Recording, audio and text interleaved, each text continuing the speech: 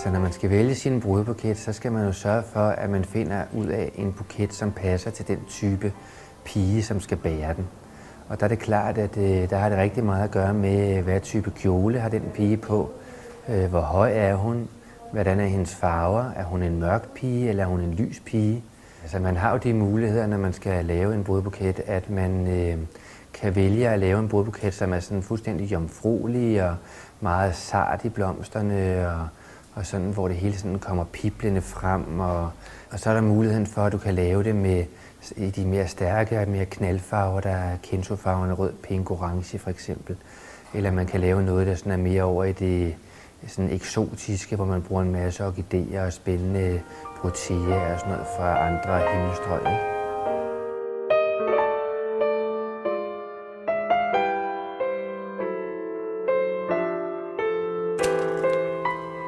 Man kan godt sige, at der er en trend inden for brudebuketter i øjeblikket med, i hvert fald her hos os, med at vi har holdt helt op med at bruge grønt imellem vores brudebuketter, så det simpelthen kun er blomster. Og det gør jo, at når du kun bygger en helt buket op kun i blomster og ingen grønt heri, så sidder det selvfølgelig rigtig, rigtig tæt. Men det gør også, at det kommer til at se meget mere eksklusivt og sådan lidt mere romantisk ud.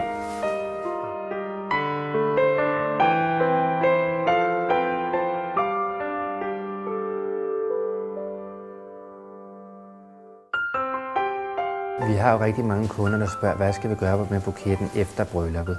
De muligheder, man har med buketten, det er jo, at man kan sørge for at få sin fotograf til at tage nogle super flotte billeder af buketten, både helt tæt på og i forbindelse selvfølgelig med at måske lægge den. Og så kan man enten kaste brudebuketten, hvis man godt vil være sådan lidt amerikansk og lave lidt sjov i gaden, så kan man vælge at kaste brudebuketten på et eller andet tidspunkt i løbet af festen. Eller man kan vælge, og som der er nogen, der gør, hvis de har en familiemedlem eller noget, som er gået bort, så lægger de brudebuketten op på graven hos dem. Altså endelig er der også den mulighed, at man kan få balsameret sin buket. Det vil sige, at man får den først sandtørret alle blomsterne, og så bagefter så sprøjter man sådan noget glycerin på blomsterne, der gør, at den ligesom holder. Det gør, at den bliver ikke tør og krakelerer ikke i de tørre blade, men den bliver ved med sådan ligesom at virke frisk i det.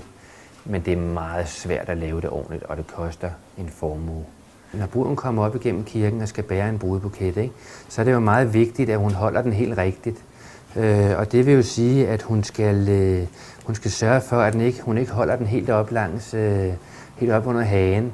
Men hun skal faktisk, så plejer at sige, at toppen på brudebuketten, altså det vil sige toppen her, og specielt hvis det er en, der hænger ned, der skal toppen gå lige under navlen, så holder man den faktisk rigtigt. Og det er også den mest behagelige måde at holde brudebuketten på. Og det ser pænest ud også i forhold til, hvis der er corsage og alt muligt andet.